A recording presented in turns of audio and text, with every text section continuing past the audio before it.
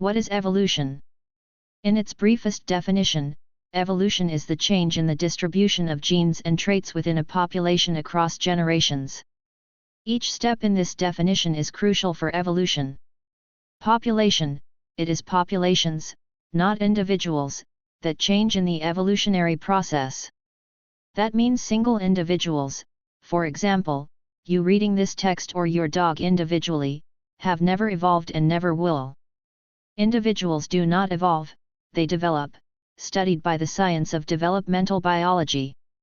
However, the populations formed by all individuals of a species will have different trait distributions in each generation compared to the previous one.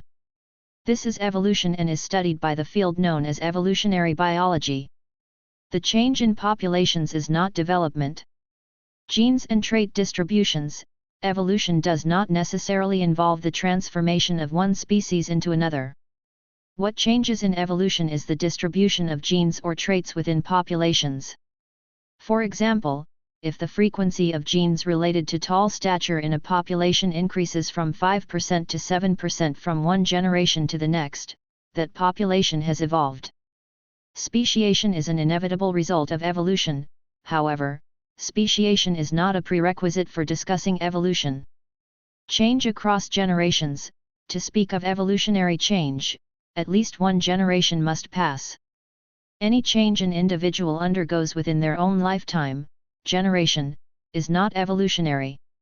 The changes we experience throughout our lives are referred to as development. Evolutionary biology and developmental biology are two distinct fields of biology. This definition excludes and does not account for a few elements. Highlighting these will further clarify concepts related to evolution. Life: modern definitions of evolution do not always emphasize life per se, because if there is a population of individuals with certain traits and these traits have the quality of being passed on to the next generation, those individuals can evolve even if they might not be traditionally defined as living.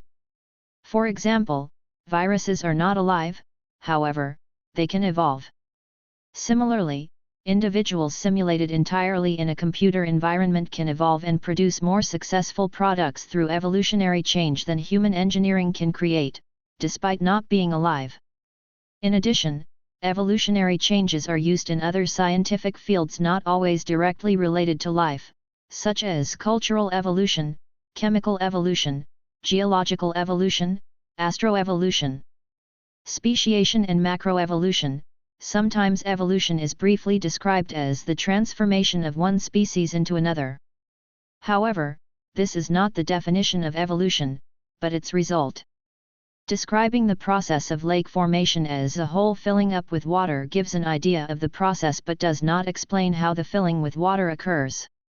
Explaining that water droplets flowing down from higher ground slowly accumulate in this hole, leading to its filling, better describes the process. Similarly, our definition of evolution, i.e., the change in gene and trait distributions within populations across generations, leads to the formation of new species over time and under different environmental conditions.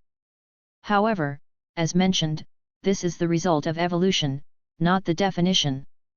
Microevolution, or evolution, given enough time, leads to macroevolution.